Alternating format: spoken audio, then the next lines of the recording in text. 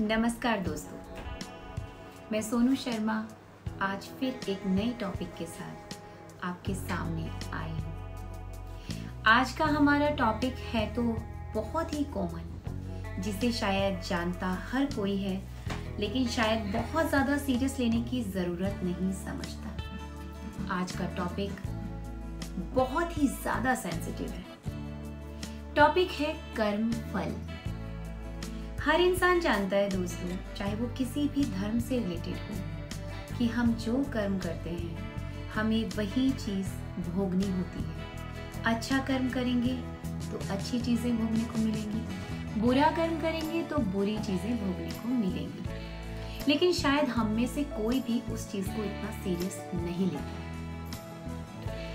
आज का जो सबसे बड़ा चैलेंज है वो एक बीमारी है, एक वायरस है, जिसका नाम है कोरोना वायरस। दोस्तों, दुनिया की सबसे बड़ी महामारी, वैश्विक महामारी का नाम दिया गया है इस वायरस को। लेकिन मैं आप लोगों को बता देना चाहती हूँ कि दुनिया का कोई भी वायरस, कोई भी बीमारी एक समय के बाद समाप्त हो जाती है। यहाँ तक कि आपकी मृत्यु के साथ इस तरह की सारी प्रॉब्लम्स खत्म हो जाती हैं।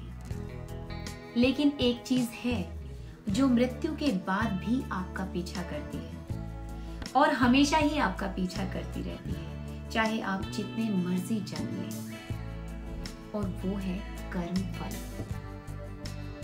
ये मृत्यु के बाद भी आपका पीछा नहीं छोड़ेगा दोस्तों। मैं आपको एक ऐसी स्टोरी बताने जा रही हूँ जिससे आपके रोंगटे खड़े हो जाएंगे।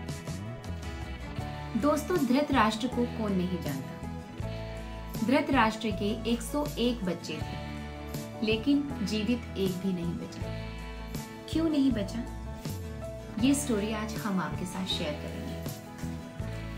धृतराष्ट्र ने अपने पिछले जन्म में एक वट वृक्ष पर रहने वाले तीतर पक्षी जो अपना घोंसला बनाए हुए थे, उनके घोंसलों में उनके छोटे छोटे नन्हे नन्हे बच्चे थे, जिनका वो भरण पोषण करने के लिए बाहर से दाना चुग कर लाते थे और उनको चोंच से खिलाते थे। एक दिन न जाने क्या आया धृतराष्ट्र के मस्तिष्क में।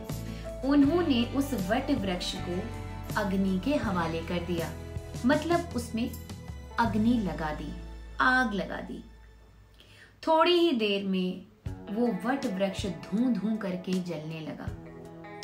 क्योंकि तीतर पक्षी उड़ने लायक थे, उड़ सकते थे, वो सभी तीतर पक्षी उड़कर उस पेड़ से दूर चले गए। लेकिन उन तीतर पक्षियों के बच्चे, जो कि अभी अंडे में से भी नहीं निकले थे, और जो कुछ अंडे से निकल गए थे, उन तीतर पक्षियों ने अपनी आंखों के सामने अपने बच्चों को जलते, राख होते, लहूलुहान होते देखा। दोस्तों, कहानी बहुत बहुत भावुक है।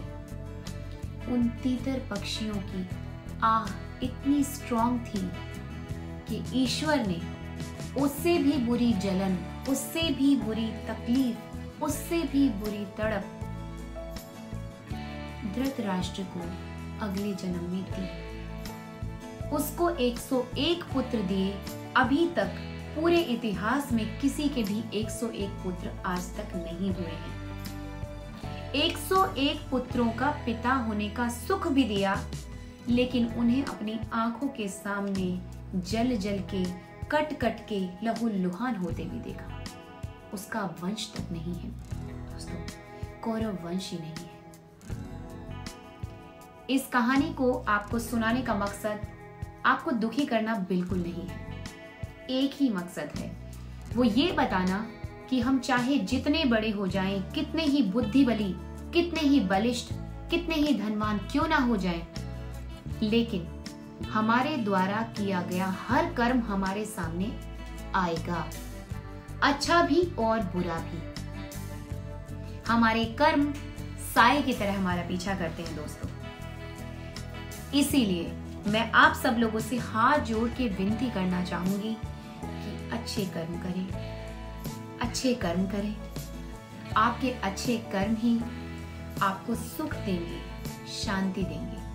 मन की शांति सिर्फ और सिर्फ अच्छे कर्मों से प्राप्त होती है। दुनिया का कोई भी धन वैभव हमें न मन की शांति देता है और न ही सुकून।